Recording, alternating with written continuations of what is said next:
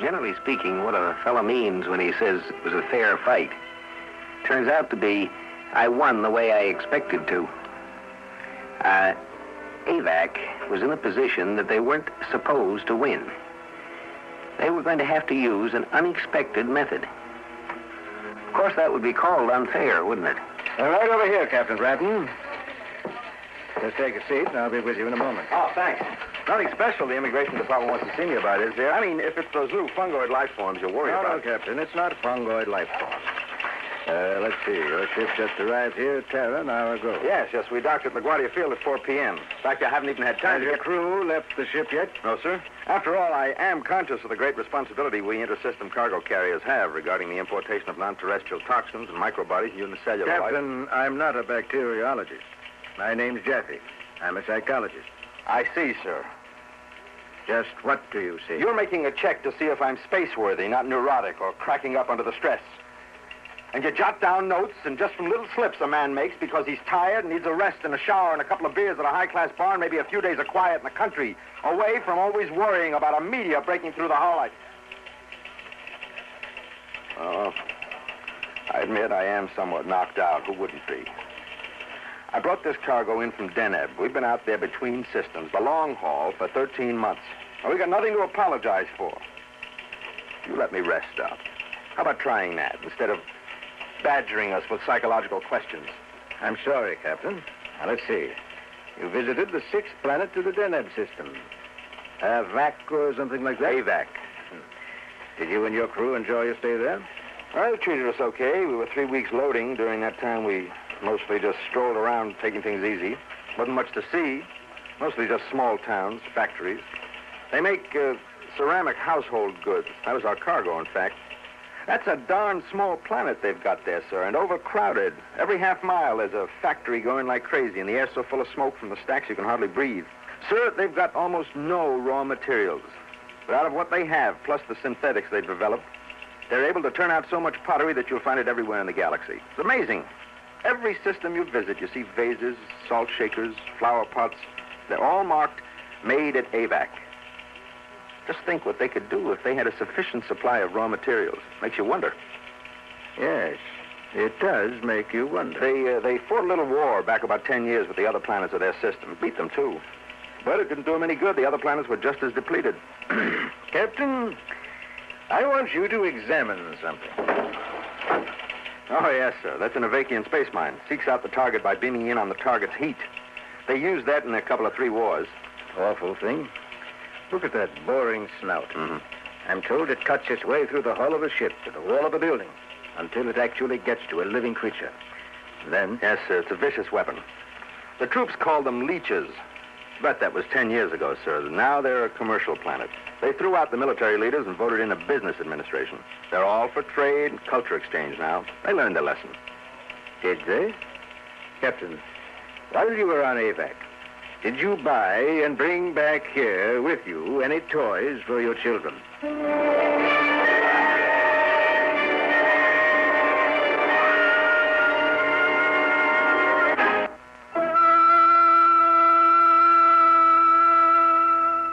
Just as a fair fight hasn't been well defined, neither is the concept toy.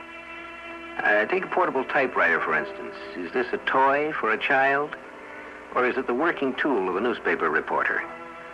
It isn't really what the thing is, but how you think about it, what you intend to do with it. What is a toy? A toy for children. While you were on AVAC, did you buy and bring back here with you any toys for your children? Well, as a matter of fact... I'd like to see what toys you bought on AVAC. Let's have a look. Well, they're back on the ship in my cabin. Captain, I'd like you to glance at this particular toy. It showed up a month or so ago. Possibly you saw something like it in the store on AVAC. It looks like an ordinary set of model soldiers to me. British Grenadiers, I guess. Very authentic, too. Gosh, look at the detail on the uniforms. Yes, it's amazing. You'd think they were real. Genuine British soldiers of centuries ago, standing 3 inches high. And their cannons. You'd almost expect those cannons to fire, wouldn't you? Fine workmanship. Well, Captain, The cannons do fire. No kidding. I'll show you. I'm using now what is called a ramrod. Ramming the powder and shot in. Just a second. There. Now it's ready. They must use watchmaker's tools, microscopic precision. I'll fire it out the window. Ready? Ready.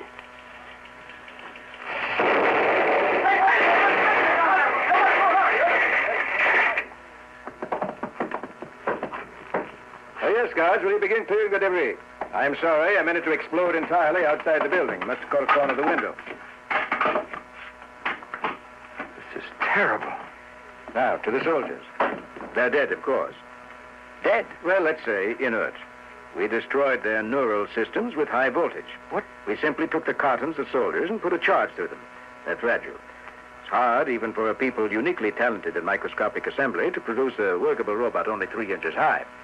I see. Of course, robots. Here, look at this. Well, I'd say this is, but it looks like a little toy telephone set. Gosh, we had those when I was a kid. Talk to the kid across the street, transmit for a block or more. Talk into it. Here, I'll get out the mate and answer you. In fact, I'll go stand over here, away from you with it. Okay, Captain, can you hear me? I hear you, sir.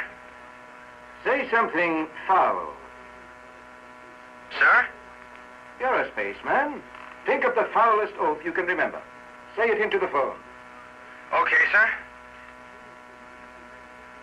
You know, sir, it's the darndest thing. I guess I must be nervous. I can't. Try. I can't, sir. I can't think of anything foul. All right. That's what I wanted to show you, Captain. The phone acts to inhibit the speech center of persons near it. Sort of damper. Actually, the technique was known to us. We used it during World War III, during brain-cleansing therapy. You know, obliterating hostilities from the minds of enemy prisoners. Sure. But to incorporate it into a child's toy. You see, Captain, a child exposed to this mechanism over a long period of time would develop a docility, a passivity, an inability to feel angry or aggressive. In other words... Brain cleansed. Now look at this. What, seems to be... Yes, it's one of those question and answer games. You get a buzz if you guess the right answer. I'll fit a question sheet over the terminals. With this toy, the child develops a rudimentary knowledge of natural facts on a variety of topics. And let's see. This top sheet consists of questions on growing plants and flowers. Yeah, well, let's try something different. All right, how about great composers? No, I think I'd like to try this sheet titled The Human Body. I used to know something about that. I took a college correspondence course in biology during a long trip out. Very well. I'll plug in question 3. The digestive system breaks down protein foods into what simple molecule? Amino acids. Answer number 9. Plug the answer wire onto the number 9 terminal. I agree. Amino acids is right. Oh, what's the matter then? It works normally. Now try it the way we started. Question 3 with answer 9. You won't get a buzz this time. Well, but we did get a buzz, and it's right. Yes, we got a buzz before, but we won't get one now. See, Captain, there's a circuit in this thing that randomizes the buzz. The child, using this so-called educational toy, will get correct answers to start with. Then the randomization sets in, and before he is sure enough of his own knowledge to contradict it, his meager fund of accurate facts will be gradually distorted, not wiped out, but altered more and more, until he is confused.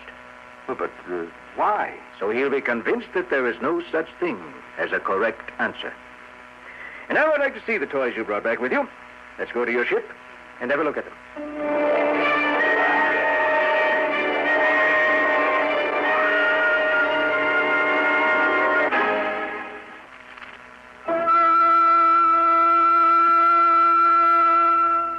The man who won the last war always wants his methods of fighting a war to be the ultimate weapons, because he wins with those. But what is the real ultimate weapon? A weapon that no other weapon can touch. How about the weapon of changing your enemy into a friend, or changing your enemy so he doesn't even try to defeat you? Wouldn't that be a more powerful weapon than any possible attacking device? This is my younger kid, Charles. He's 9. What is it? Well, can't you tell? Looks like a costume. Yeah, I'll spread it out. What kind of a costume is it? I don't see any identifying features. Looks more like a sack. A gray sack. I shopped around AVAC for days before I ran across this. Here, I'll put it on. Right sleeve. And left. There. Explain it, Captain. But can't you see? No, you're simply inside a gray sack. That's all I can see. I'm a cowboy. What? This is a cowboy suit. More than that. Of course, it takes a few minutes. Good Lord. It's changing color. And so am I.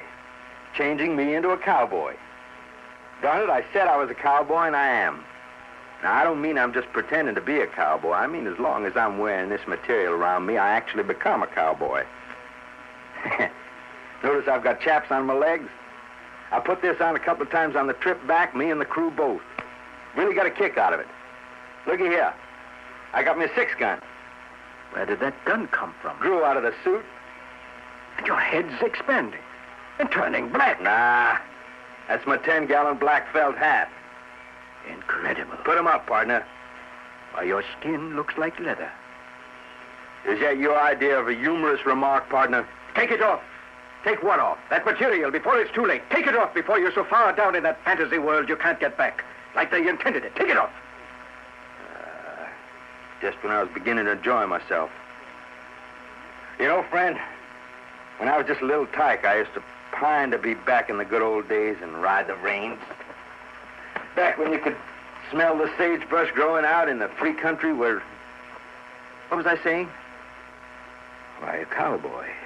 Why, I always wanted to be a cowboy. Would it be the same for me, I wonder?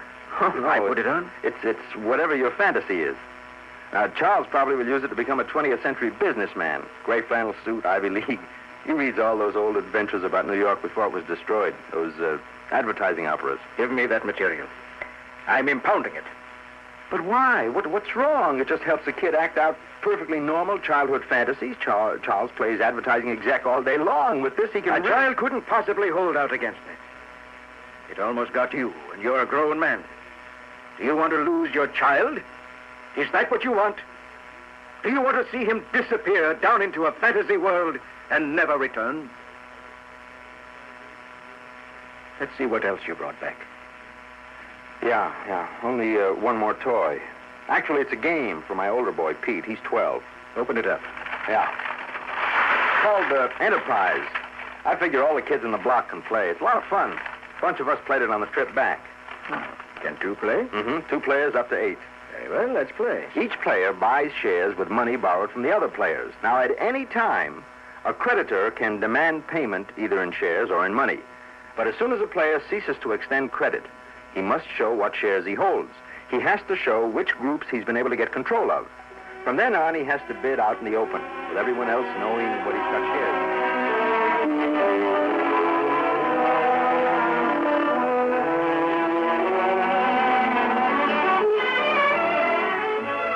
I bid 3,000 solar units for 2 shares of Neptune Non-Ferric Ores Incorporated. Make it 4,000 and the shares are yours. 4,000. Sold. Okay. Now, you owe me 600,000 solar units, and I owe you 355,000 solar units. I demand payment of the difference. Let's see. I don't have 245,000 units worth of stock. Yes, you do. If you turn in your Martian Diamond Mines Limited. Oh, but that's my best block. That corners you from the inner planets. Put it in or call the game over. All right, it's in. Game's over. But why? I have enough solar units left to buy all your remaining stock. So in terms of profit and loss, you're wiped out. Yes, I guess you're right. Very well, you wind up with 3 expensive groups. And I don't have any. Well, do you see anything harmful in this game? All I can see myself is that it teaches a child the basic facts of economic life, and that's something every child should know. No, I have to admit I find nothing subversive in this game. In fact, it's nothing but a variant of an old Terran parlor game called Monopoly. Yes, you can retain this toy, Captain. It meets with immigration specifications. Well, that's a relief. Sorry to have caused you so much trouble. I'll go and interview your crew and see what children's artifacts they brought back. You can go to your hotel now. Can you find your way around the ship? Oh, yes, I'm used to it. I'll see you again, and next time you're down. Right. Hope your children enjoy playing Enterprise. Matter of fact, I enjoyed it myself. Might have you bring in a set for me next time. Sure. Anything to accommodate the immigration department. Well, I better get all the pieces back in the box before they get lost. Heck, in that game, Monopoly, the player who wound up with the most money and property won the game. And in Enterprise, the winner is the one who's wiped out. Hey, I'll bet he didn't realize he beat me. But he didn't have a solar unit or a share of stock left. He won by a clean sweep.